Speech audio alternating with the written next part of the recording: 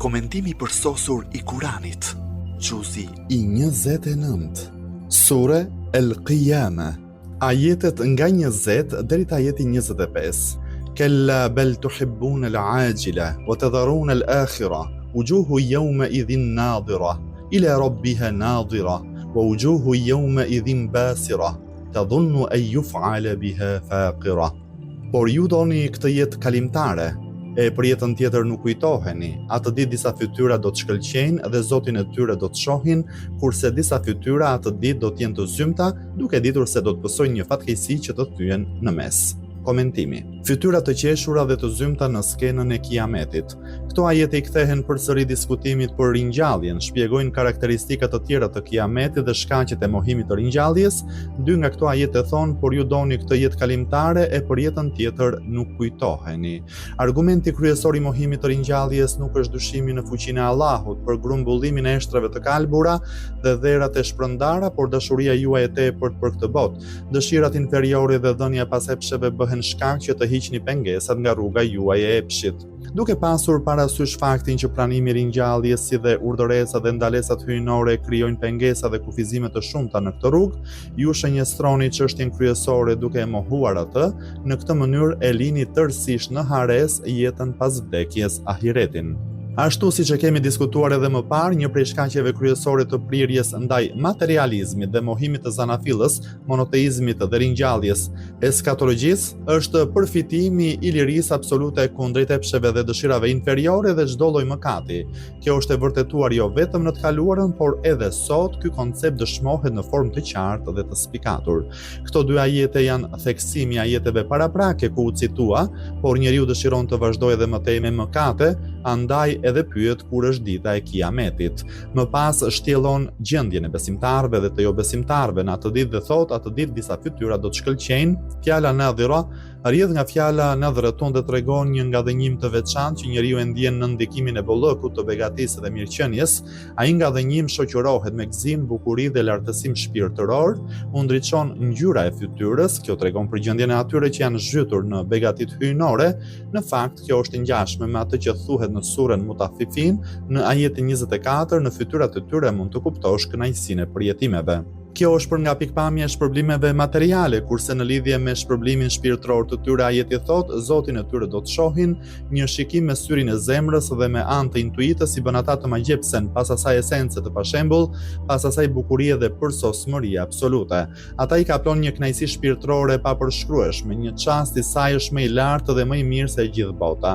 Duhet kemi parasysh se përdorimi I fjalës ila rabbiha përpara fjalës nadhira nënkupton ekskluzivitetin që do të thot atë e shikojnë askënd tjetër. Në qoftë se thuhet se banorët e xhenetit sigurisht që do të shohin edhe gjëra të tjera përveç Allahut, në përgjigje do themi se të shikosh pasojën do të thotë të shikosh shkakun e pasojës. Thë ndryshe kudo e shohin Allahun, në çdo gjë që shohin fuqinë, lavdinë dhe bukurinë e Allahut, prandaj vëmendja ndaj begative të xhenetit nuk I pengon ata nga shikimi vetes së Allahut. Në disa hadithe të transmetuara për komentimin e këtij ajeti lexojmë ata shikojnë mëshirën, begatinë dhe shpërblimin e Allahut, sepse shikimi I gjithë këtyre është shikimi I vetes së pastër të Allahut. Një grup njerëzish të painformuar ajetin e lartë përmendur e kanë komentuar si shikimin dijor I Allahut në kiamet dhe deklarojnë se në atë ditë Allahun do ta shohim me syrin e zakonshëm.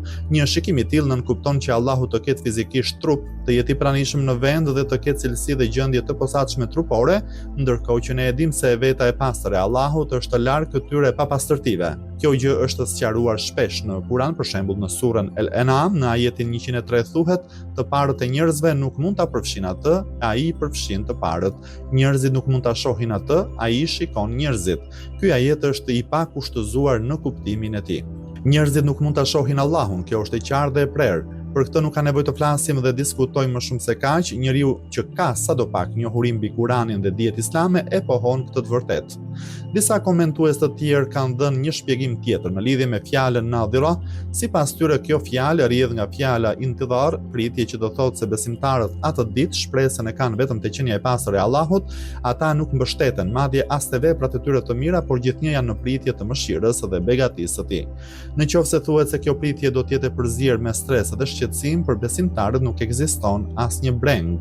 Kjo pritje është e përzier me shqetësim dhe breng, sepse nuk kanë siguri për fundin e lumtur të saj, kur sigurohen se nuk do të kenë brenga e shqetësime, pritja është e qetë. Gjithashtu është i mundur edhe bashkimi i kuptimit të shikuarit dhe të pritjes, sepse mund të përdoret në fjali një fjalë me dy kuptime të ndryshme, por nëse këmbgulet për njërin prej këtyre dy kuptimeve, më i preferuar do të ishte kuptimi i parë.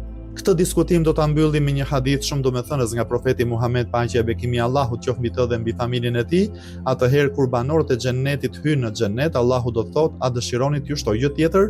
Ata do thonë: "O Allahu ynë, çdo gjë na e ke dhuruar. A nuk na e ke ndriçuar fytyrën tonë? A nuk na futa në xhennet? A nuk na shpëtove nga zjarri i xhehenemit?"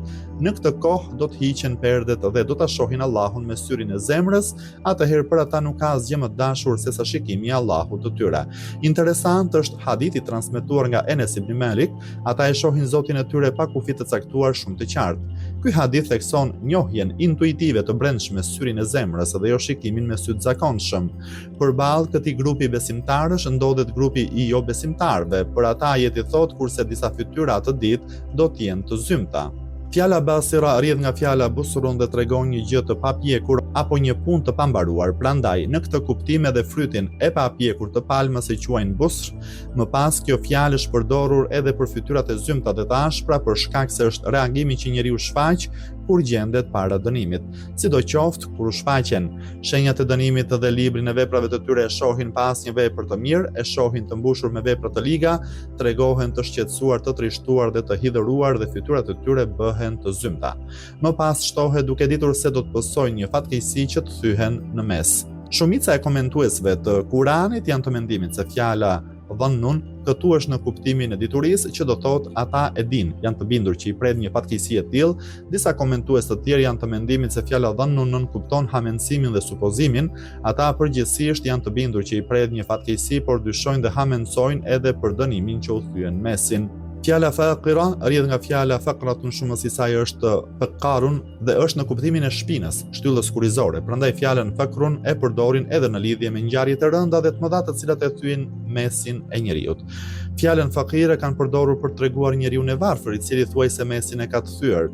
Sidoqoftë, kjo fjalë nënkupton dënime të mëdha dhe të rënda të cilat priten në xhehenem. Pra ky grup është në pritje të dënimeve që të thyen mesin, ndërkohë që grupi i lartë përmendur është në pritje të mëshirës së Allahut, si dhe janë në gatishmëri të takimit me dashurinë e tyre. Ky grupi jo besimtarëve do të përjetojë dënimet më të rënda, kurse grupi tjetër, grupi i besimtarëve do të ketë begatit materiale më të mira, bekimet dhe kënaqësitë shpirtërore.